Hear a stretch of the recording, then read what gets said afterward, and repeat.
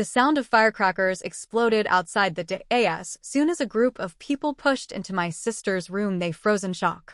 Two completely naked people were lying on the red wedding bed. Everyone stared in disbelief, and then all eyes turned to me because one of the people in that bed was the bride, my younger sister, and the other was my fiancé, Ethan Walker. My mom was the first to react. She screamed and shook the two of them awake, grabbing my sister by the ear in a furious rage. "Emily, are you insane?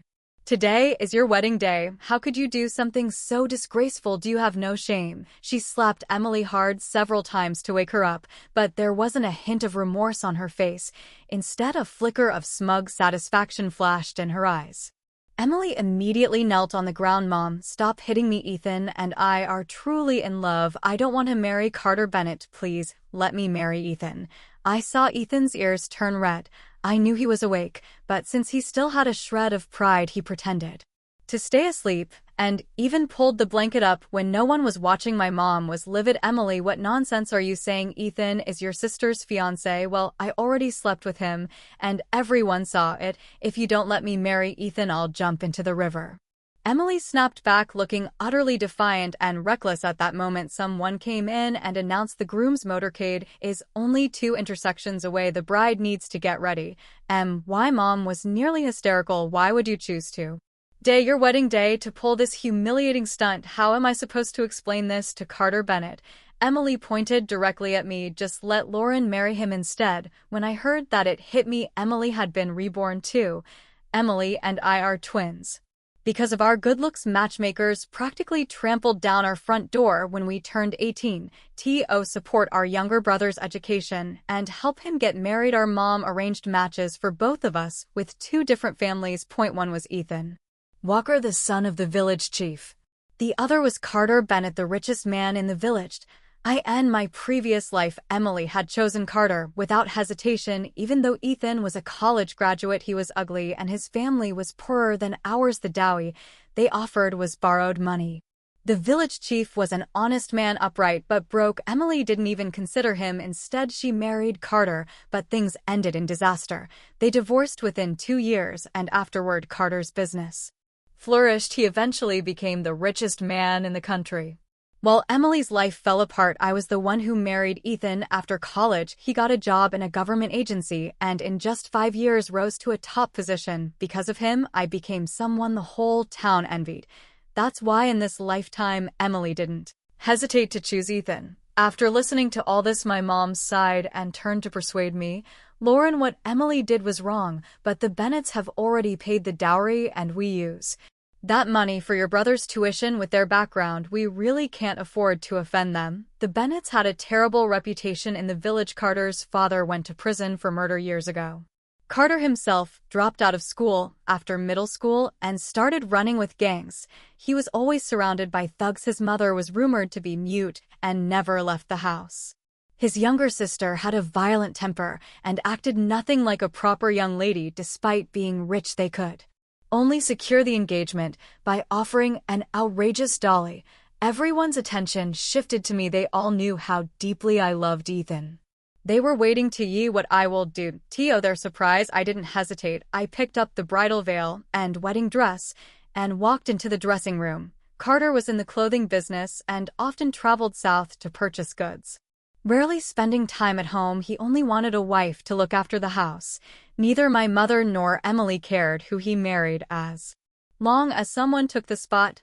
When the wedding veil was lifted and he saw it was me, he didn't have much of a reaction. That night, he came into the room reeking of alcohol.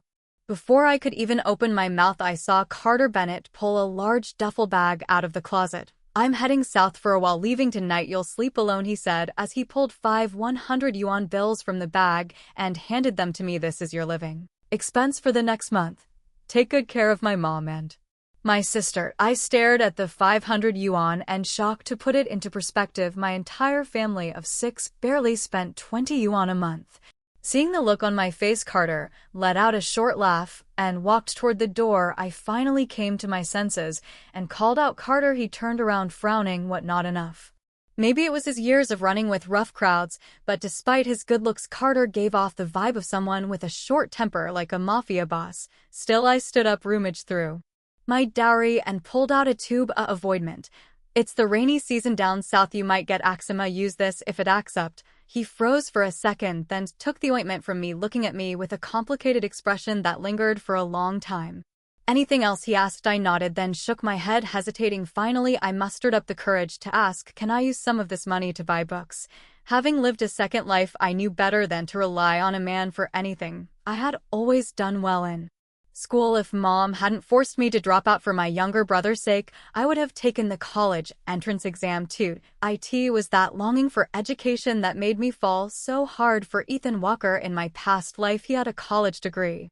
But what I didn't know then was that he was a fraud. His grades had been awful, and he only got into university by taking someone else's spot.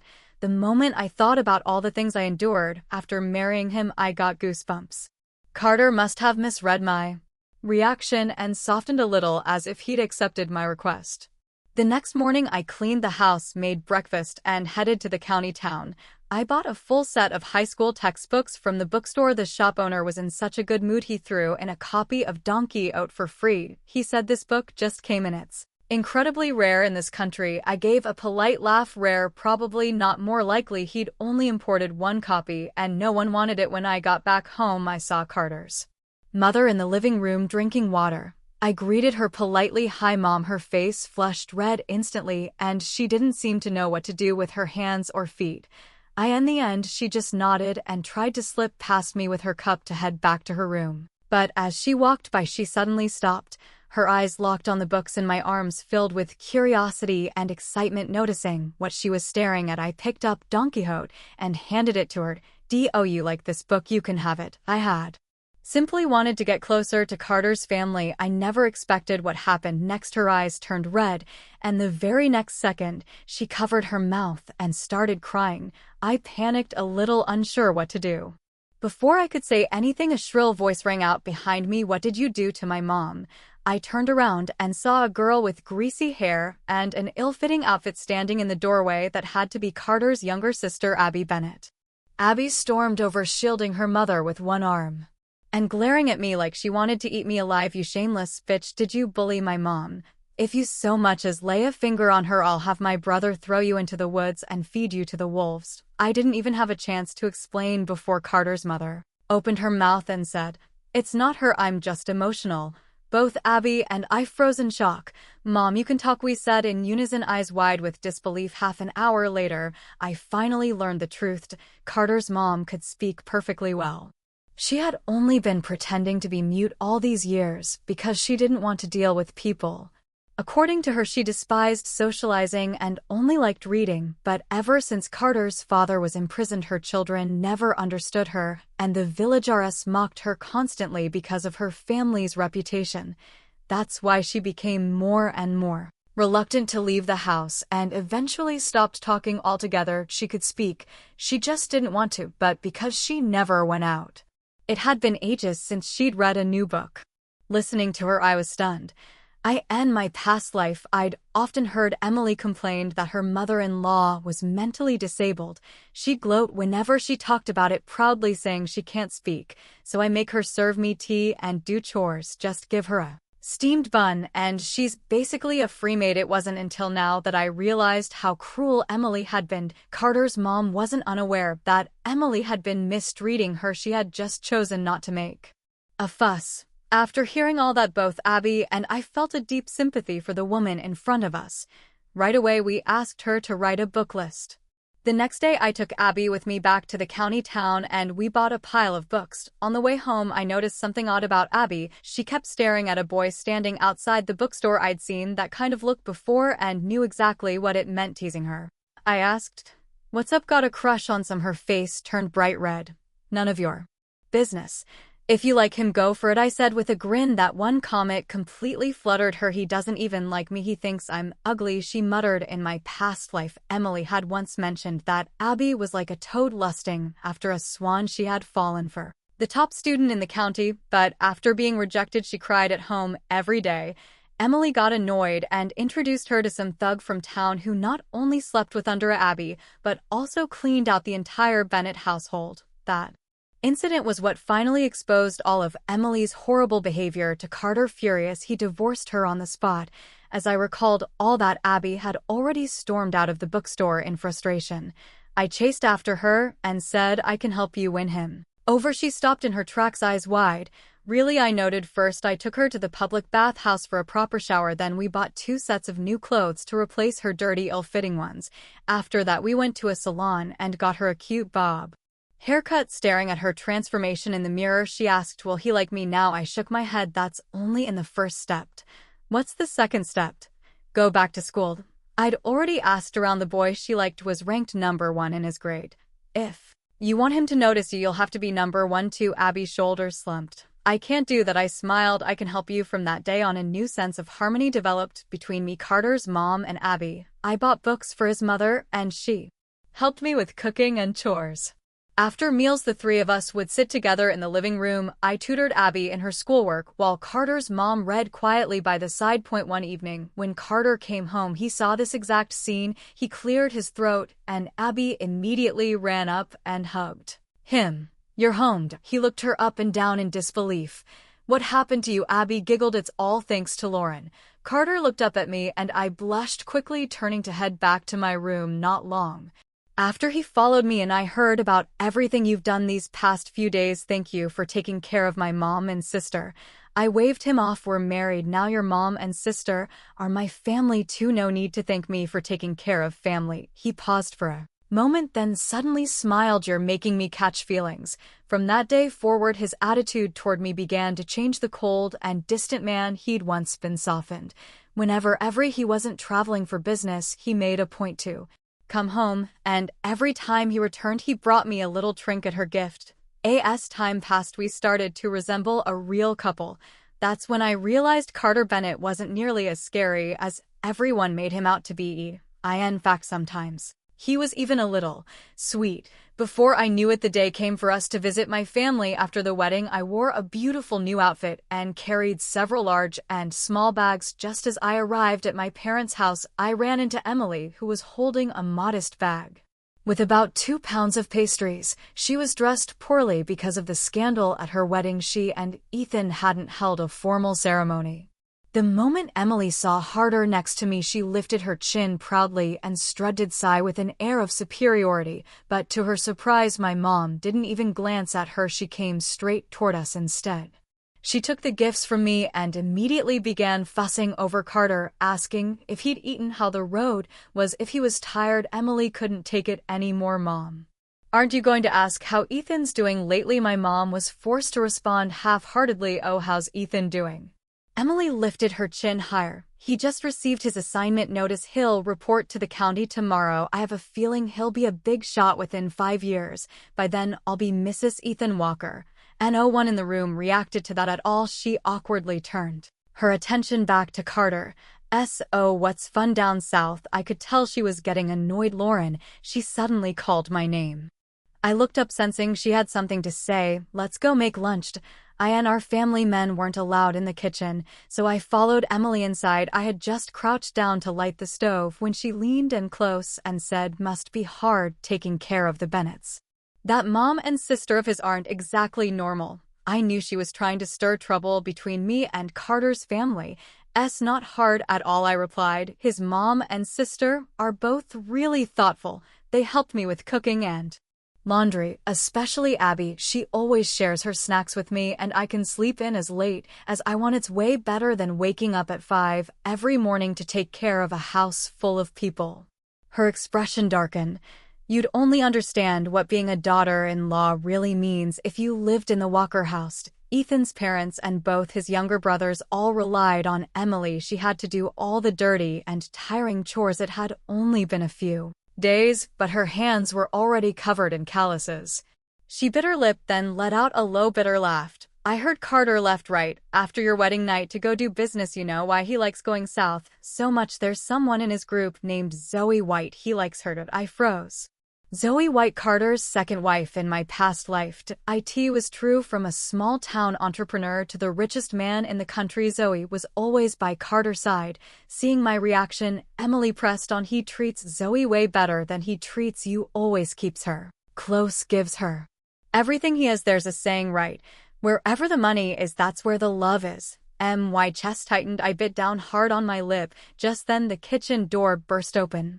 Carter walked in, his face dark and brooding. Emily instantly shut her mouth. She didn't have the best memories of him, and I could tell she was scared. In our past life, when they divorced, Carter had used a few methods to deal with her. Ever since then, even when she was poor and struggling, she never dared to mess with her ex-husband. Again, Carter walked straight over to her and leaned in, whispering something in her ear. Emily's face turned pale, then red. Her fists clenched tightly. "You bastard," she snapped and stormed out of the kitchen. I stared at him, stunned. "What did you say to her?" He looked calm. "I told her, if she keeps talking nonsense, I'll cut her tongue out." I didn't even know how to respond. Just then my mom called from outside. "Lauren, don't bother cooking anymore," Carter said. "We're all going out to eat." I replied with a stiff okay and turned to leave, but Carter strode over and grabbed my hand. "What did you believe?" he asked. "The things she said, do you believe them?" I shook my head. "No." "Then why do you look so upset?" I thought for a moment and finally said, "Carter, if you really have feelings for Mrs. Zoe, I'm willing to step aside." Carter immediately tensed up.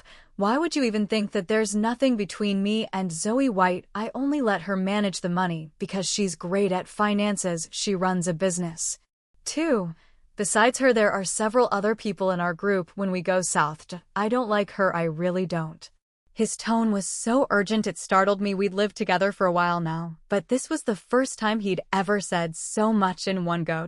I nodded slowly and muttered under my breath, "If you ever fall in love with her, I'm okay with forcing you." What I wanted to say was, "Please don't treat me like you treated Emily in the last life." But before I could finish, a warm pair of lips pressed against mine. Heat rushed from my mouth straight up to the tips of my ears. After the kiss, Carter still wore his usual stern expression. "I'll say it again, I don't like her, I like you." My head was spinning, and I wasn't sure whether it was from the kiss or the confession.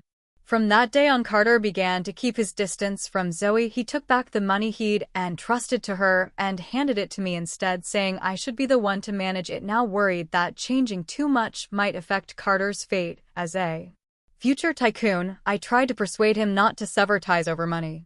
"Zoe's got a real knack for making money. She should be the one handling it," I argued. But no matter what I said, Carter refused. "I want to do the right thing. A married man shouldn't be mixing finances with another woman." I remembered reading news the year I died about real estate prices in the capital skyrocketing. I took Abby with me on a trip to the Cap, partly to show her the top universities and partly to use Carter's savings to buy a few apartments. After we returned, I heard Carter wasn't planning on partnering with Zoe and business anymore. That made me a little anxious. I remembered he made his fortune in our last life by starting a clothing factory, so I suggested he build one in our hometown. I even recommended a well-known designer and encouraged him to look into real estate as well.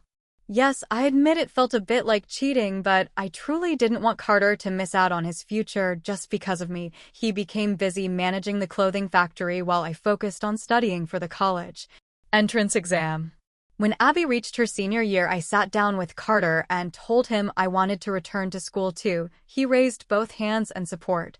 It was my own family that tried to talk me out of it.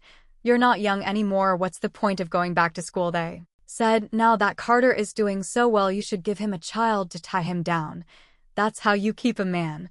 That's when I realized Emily's married life wasn't going well. The first year after marrying Ethan, the Walker family had treated her nicely, but starting the second year, they began pressuring her to have children. Around that time, Ethan got transferred to a city job and Emily wanted to go with him.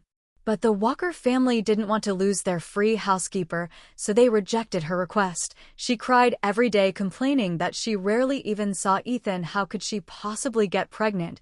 But even if they were together, it wouldn't matter. Ethan was enough fertile.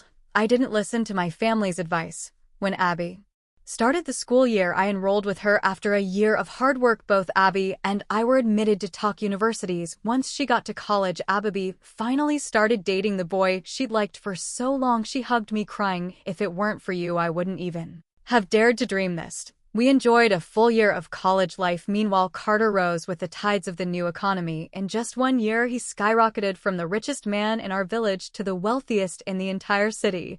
When I came home for the holidays, I hadn't even gotten a chance to see Carter yet because I saw Emily first.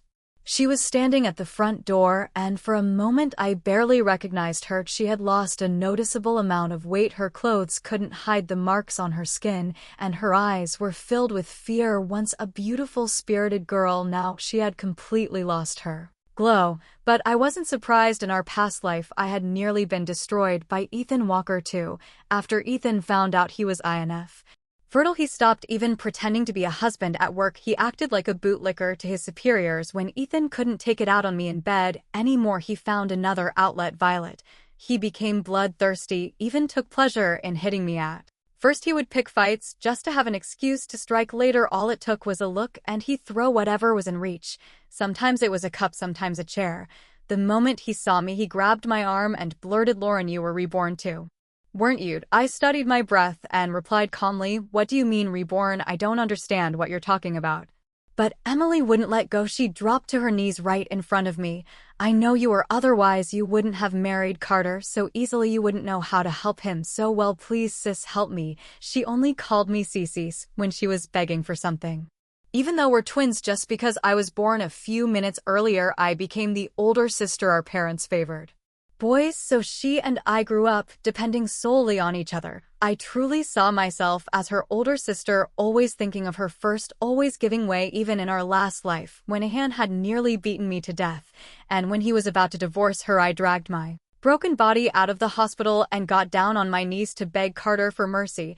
Otherwise, knowing Carter's temperament, he would have never let things go with just a scare. But what I never expected was that the sister I sacrificed everything to save ended up hating me. She envied me so much she wanted me dead, all because I wore a clean outfit to visit her while she was sick. She poured her own blood and pesticide into my water.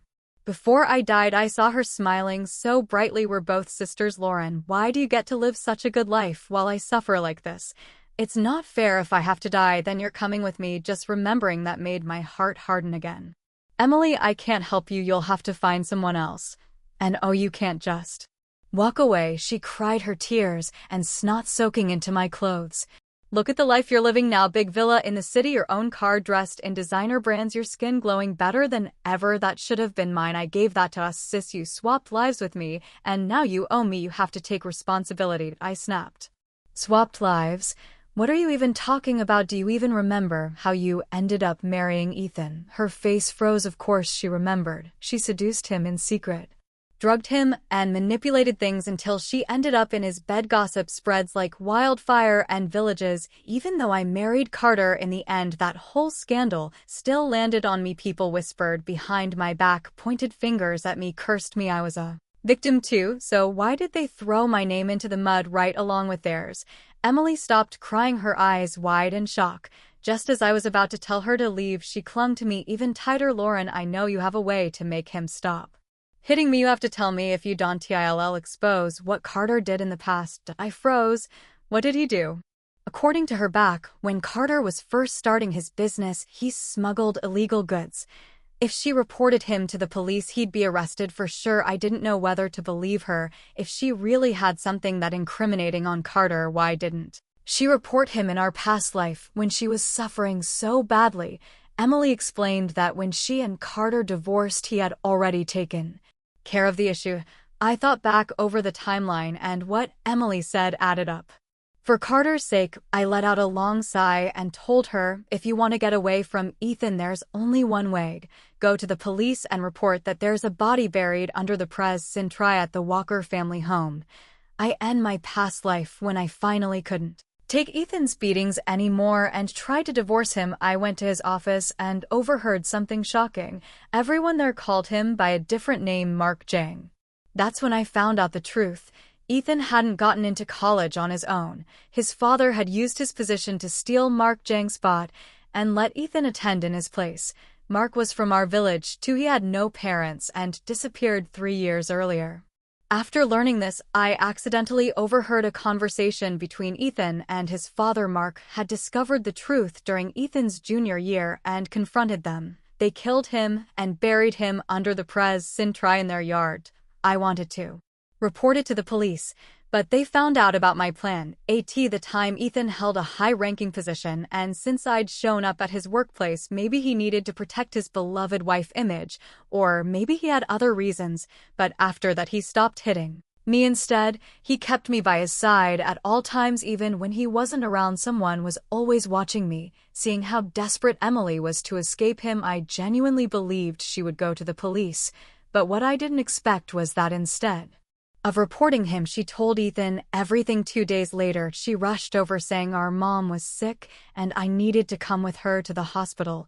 I got into the car with her, but before long I noticed we were off course. Where are we going? This isn't the way to the hospital, I asked, a sense of dread creeping into my chest. I'm sorry, she said quietly. I froze.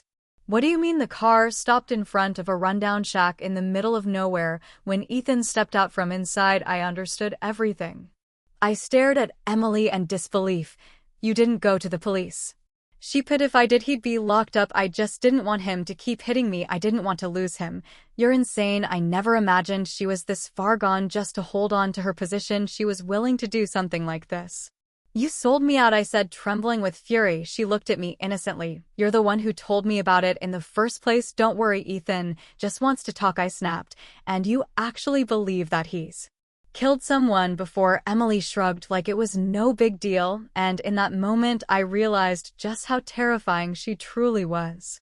The door cracked open. Even if I tried to run, I couldn't overpower a man. I was dragged out of the car and forced into the shack. Inside, the room was filled with tools. He then grabbed my face, his expression twisted with rage. How do you know my secret? I was shaking with fear. I don't. He laughed. Doesn't matter how you found out. You're not getting out of here today. He pulled out a rope and started tying me up. A wave of hopelessness swept over me. I silently cursed myself for being so naive. I'd already been betrayed once by Emily in my past life. How could I fall for it again? Tears streamed down my face just as Ethan raised a knife and brought it down toward me. A scream echoed from outside. The door was kicked open with a crash. Several men rushed in and tackled Ethan to the ground, and then Carter stepped inside, silhouetted by the light. The next moment, I collapsed into his arms. Feeling his warmth, I couldn't hold it in any. I burst into tears. Carter cute my face, gently, clearly heartbroken. He touched the cuts on my skin, his eyes filled with pain and tenderness. Lauren, I'm sorry I was late. I shook my head.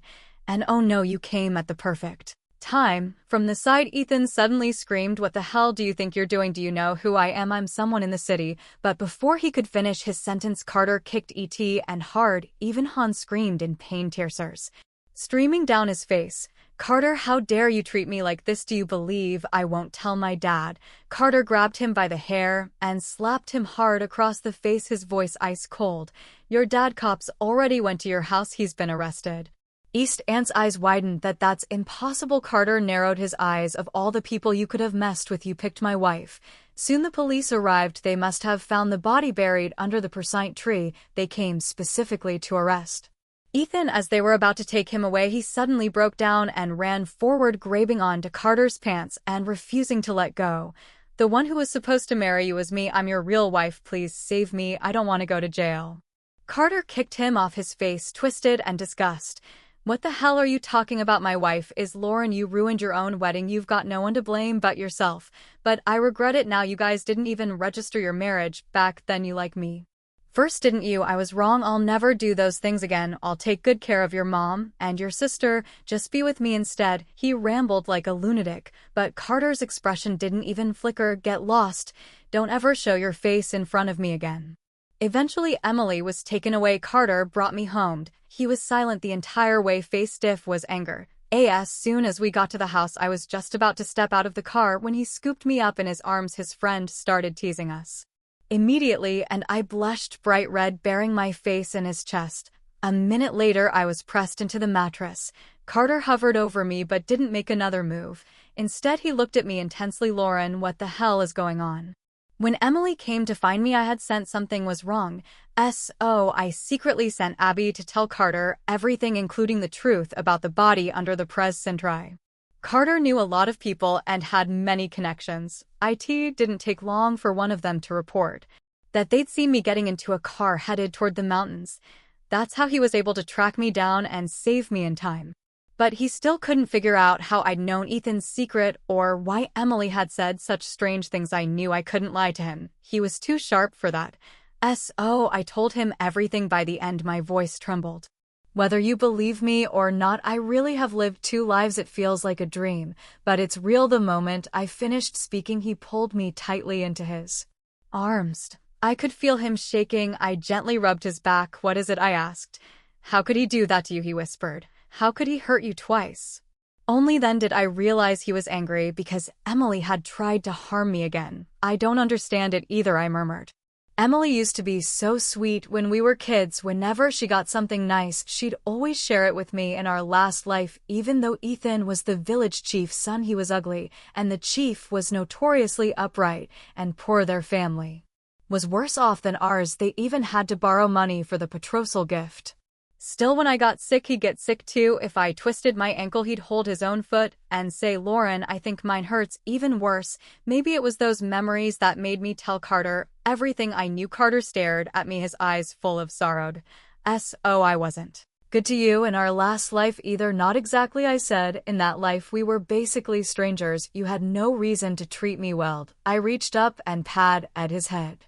For some reason, he was starting to feel more and more like a giant dog. I don't even know if in this life you'll still become the richest man in the country being with me, I said. With a teasing tone, Carter lowered his head and gently kissed my hand. I'll do my best, and don't worry, everyone who's ever hurt you, I won't let them off easy. I nodded, then hesitated before asking, was what Emily said about you true? He sighed and tapped me lightly on the forehead.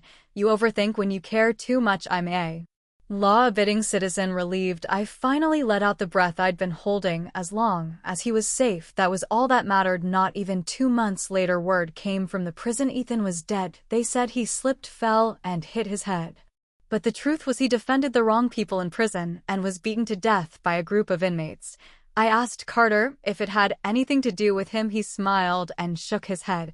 I told you, I'm a law-abiding citizen. I just happened to visit some old friends. Before he got locked up, I'd heard rumors that Carter once had a friend who went to prison for accidentally killing someone. And back in those days, prisons weren't nearly as tightly managed. It wasn't unusual for someone to die. Since Emily hadn't actually participated in Ethan's crimes, her sentence was lighter, but even in the detention center, she suffered plenty. When she was finally released, she was a completely different person, mentally unstable and disconnected from reality. One moment she'd say she was the wife of a billionaire, the next she claimed to be the mayor's wife. Her family realized she wasn't well and had her admitted to a psychiatric hospital. This time she asked for me, wanted me to visit her. I pretended not to hear. A few days later, she jumped from the hospital building. They said before she died, she kept mumbling to herself, let's do it all over again. Life went on quiet and steady. Before long, Abby and I both graduated from college. After careful thought, I decided to pursue my master's and then my PhD. Carter said he supported me, at least that's what he claimed, but on the day I enrolled, he dressed especially sharp and insisted on driving me to campus himself.